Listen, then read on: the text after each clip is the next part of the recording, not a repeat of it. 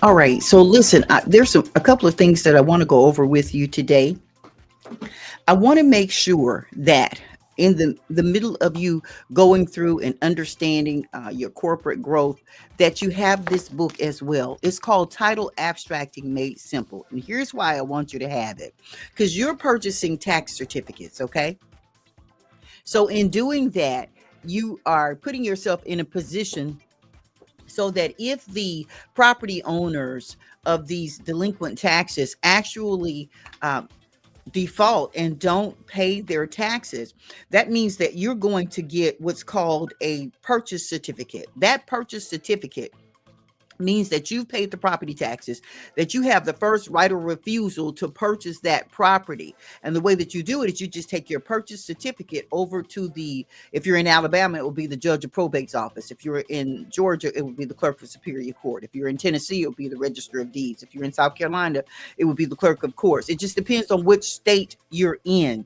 You would take that purchase certificate to the office where mortgages and deeds are recorded, and they would issue you a quick claim deed. So when they issue you the purchase certificate, you have to wait for a few months, sometimes 4 months afterwards, and you take that purchase certificate into that particular office.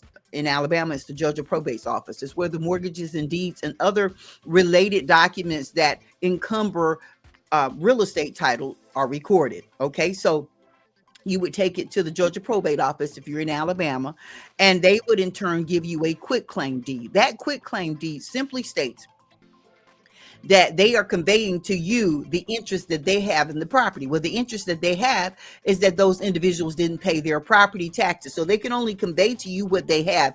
They're not warranting that the title is clear. So when you get involved with something like this, as soon as you get the tax certificate, we're not even talking about the purchase certificate. When you get the tax certificate, when you pay the taxes and get the tax certificate, you should have a title search done on that property, right?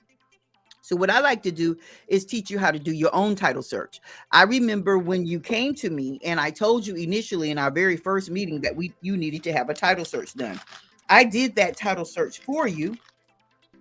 I don't remember if you ever received the title report. I remember that we had several classes since then, but I don't remember if you ever received the title report. What I mean by that is at the very beginning, I let you know that your classes were going to be $85 per session. And I also told you that that title report that I prepared for you would be $160. And that upon receipt of that $160, I would forward the title report to you. So I'm not sure if you ever got the title report. I'd have to go back and see if you actually paid for the report. And if you paid for it, then of course I forwarded it to you. That title report is going to show whether or not there are any liens or judgments on that property. So just because you own it doesn't mean that it's free of encumbrances. I was looking through here to see if I could pull out your file. I have a digital file, but I don't want to pull it up while I'm doing this video for you. I just wanted to confirm that you actually received that title report. If you haven't received it, you need to look for that link that I sent you for the payment for that title report so that you can go ahead and pay for it and I can send it over to you. Now, in addition to that, because that was some months ago when that title report was done, you'll need an update on that. So it's again, as soon as we confirm whether or not you paid the fee, I can go ahead and do an update for you as well. And the reason why you want to do an update periodically on your title is because things can encumber your title without you being aware of it. Okay. Right. So this is a property that you are just going to walk into ownership of. Very soon now, you're going to take your purchase certificate into the judge of probate's office in Etowah County, and they're going to give you a quick claim deed. Now, what you need to understand is that they're conveying to you the vested interest that they have, whatever vested interest they have. That vested interest is the right to obtain the title to the property when people don't pay their property taxes. Okay. But that doesn't mean, again, that there are not other encumbrances on the title of the property, that there are not other liens or judgments or even loans that have a right to a certain vested interest or equitable right in the title of the property. So what am I talking about? All of this language is explained entitled Abstracting Made Simple. The reason why you want to have this book is because it explains to you the all of the intricate details of the deed, how to research the title history of the property. It gives you diagrams and photographs so that you understand. And then there's some videos that go along with this book, and I've sent them to you before, but I think that you probably need to have them again because you may not be familiar with a lot of the necessary information. And a lot of times, things can happen and you can lose that information. So it may be time for me to refresh you in that area. I say that because this is a wonderful niche for your corporation. Your corporation is a nonprofit corporation. Okay. Some of you don't have nonprofit. Some of you have for profit, but you're into investing in tax certificates, meaning that you're into helping in states where it's allowed. You're helping the revenue commission in paying delinquent taxes on properties. All right. And so what happens is you are in essence loaning them the money. All right. You're loaning the revenue commission's office the money for delinquent taxes that haven't been paid on people's property. In exchange, what happens is when the people pay their delinquent taxes, you get the amount of money that you've invested back plus interest. Okay. It's an excellent investment. You can take the interest and you can roll it back into, or you can take the interest and set it up in an account so that you can begin moving towards investing in bonds. Okay, we talked about that. So when you have money coming into your corporation, no matter how large or small the amount is, you need to be setting it up so that you can invest it. What you're doing when you invest it is you're sending it forth into the future. Do you understand what I'm saying? So that you can benefit from the future value of the money. Because I can tell you now, the face amount of the money has been devalued. So you may have $20 million right now, or let's say you make anywhere from 800,000 to 1.5 million a year. Okay, that's the face value of the money, but the actual present value of the money is less than the face value. But if you send it forward into the future, you can benefit from the future value of the money. Yeah, that's right. You can make a stake in the future value of that money. And when your bond matures, then you get to receive the money that you've invested plus the interest that you sent forth to glean the future value of that money. Okay, does that make sense? So when it matures, you have the benefit of it. And so that's how you keep your money's value above the face value, or at least equal to the face value, because right now the face value of your funds is going to be less than what you're thinking it is. Okay, yeah, the present value of the money is less than the face value. So when you understand that, then you understand at all times you need to be taking a small portion of what it is that you make, or a large portion. It just depends. In chapter 12, it talks about budgeting for your corporation. We also talk about in chapter 12 the standard operating procedures that you have for your finances. Now that is a updated edition of the book Easy Corporate Comprehensive Curriculum for New Business Owners. That's the chapter 12 that I'm referring to. And we now have an updated edition that's going to be released soon. And in chapter 12, it has some expanded information that has to do with financial standard operating procedures, so that you know that you have a certain amount of your revenue that you bring in that you're going to apply, set aside in an account that you're going to be using for investing, whether it be to purchase small to medium tax certificates, and then turn that over into investing in bonds. And you remember we did a video regarding the different types of bonds. We explained a few of them. Now, here's the thing: we're not licensed financial advisors at all. What we're doing, what we have been credentialed to do, is teach you about Easy Corporate Comprehensive Curriculum for New Business Owners, and we've been licensed to teach you about title abstracting made simple. And so, what that does is put together a package for you, a system for you. Yeah, a standard operating procedure that you can use for your company's finances. So whenever you receive anything, you got to remember that. You got to remember that a lot of our nonprofit organizations, they think about the community, the culture, the community, the culture, but they never think about when you receive some of those donations, you're going to have to put them to work. You're going to have to put them into something to create revenue to support the company and to support that community and culture that you minister to. A lot of our ministries, you have to remember the same thing.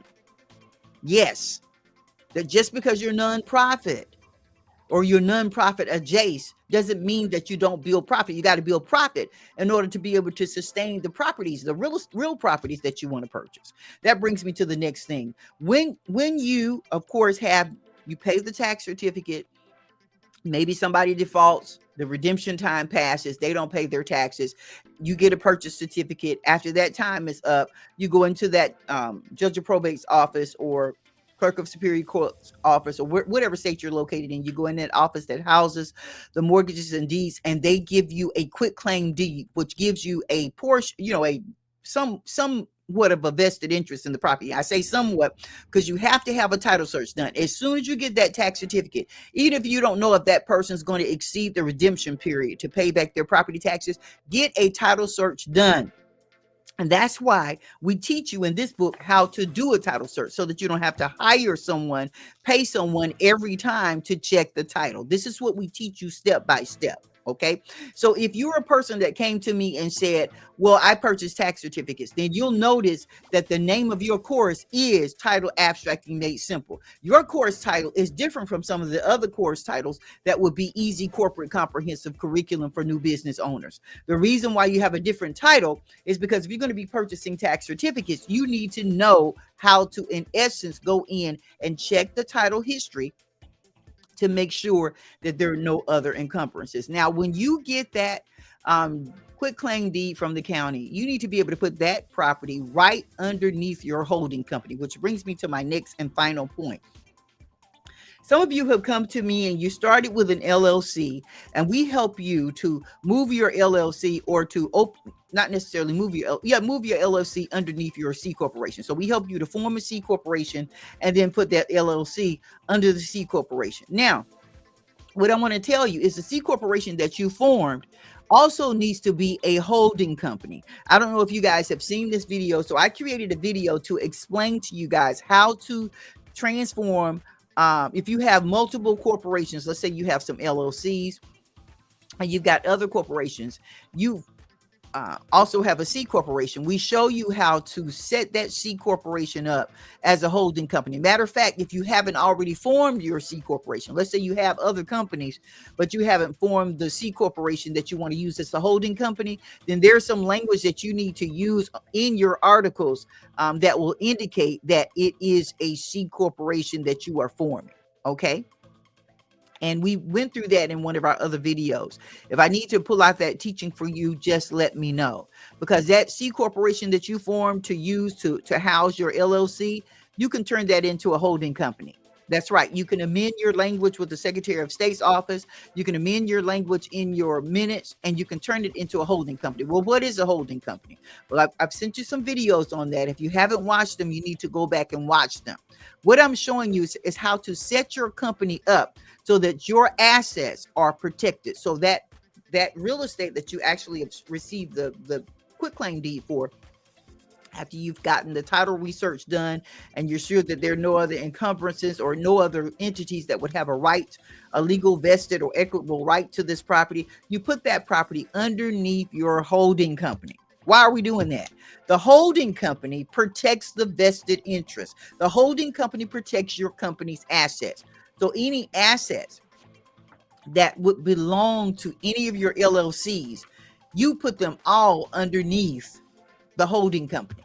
So if someone comes for your LLC to sue your LLC, they look at your LLC and they're looking for your LLC's assets. Well, guess what? They won't find any. Why? Because you have placed all of the assets for every LLC or every smaller corporation that you have underneath your holding company. Does that make sense? Now, you can own other C corporations. They don't have to be LLCs, other C corporations.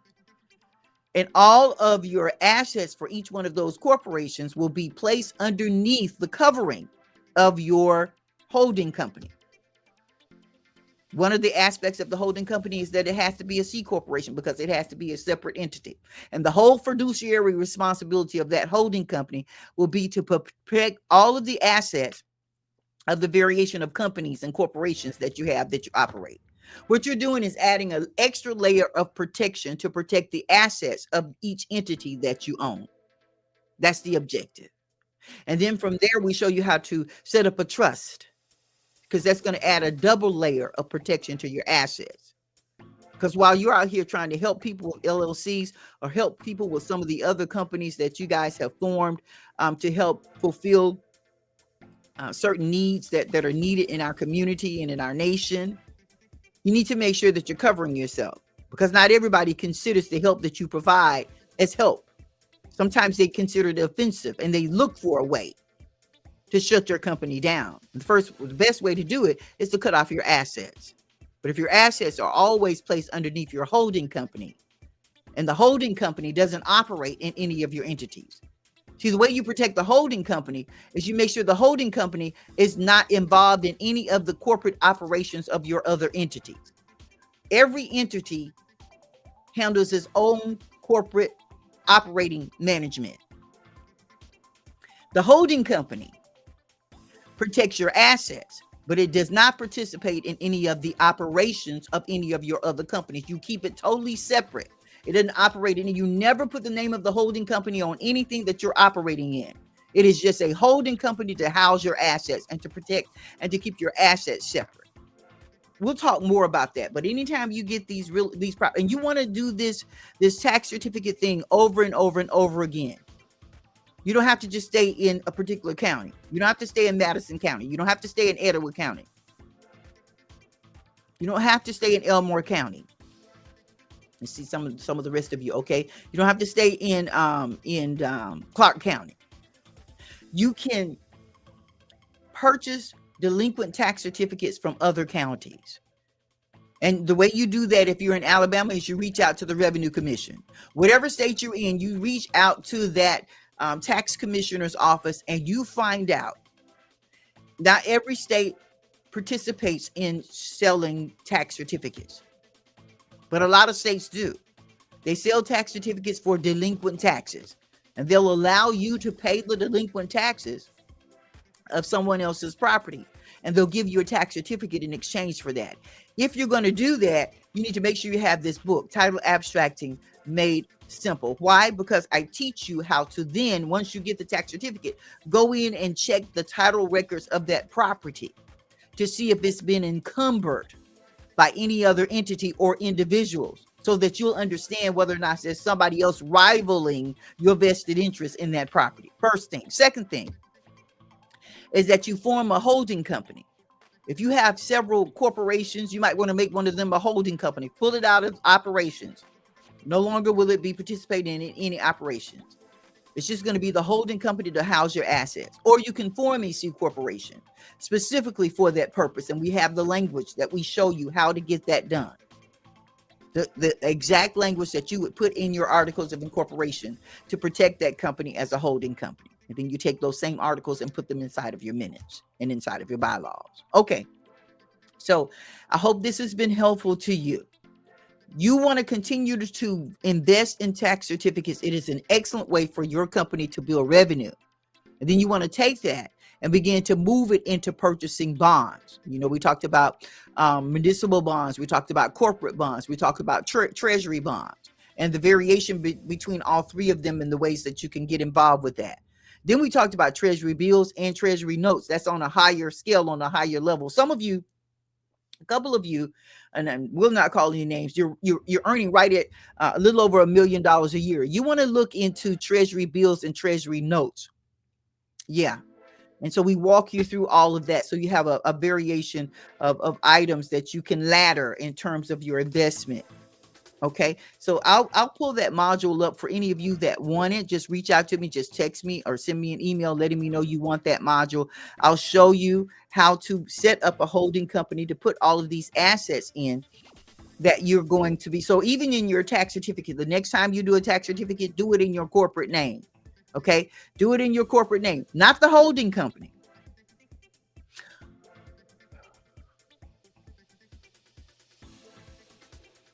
Actually, it will save you a lot of trouble if you either put that tax certificate under one of your smaller entity names or just put it under the holding company. Just go ahead and put the tax certificate in the name of the holding company, because its job is to protect and to hold assets.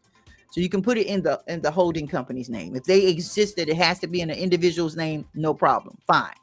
But as soon as you get the real estate or get the quitclaim deed, once you cash in that purchase certificate, put that in your corporate name, the corporate name of the holding company.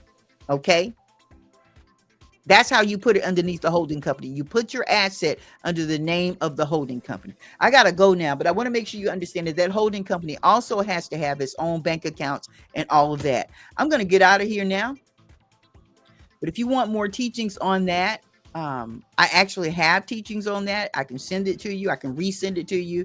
All of this is available in the podcast. Make sure you listen to the corporate podcast, because those things change. Just because it may start with the same video doesn't mean that there's not new episodes being added consistently. You want to listen to it. There's a lot of education in there, a lot of tidbits that you can, not just tidbits, a huge monumental information that you can utilize. All right, back at you.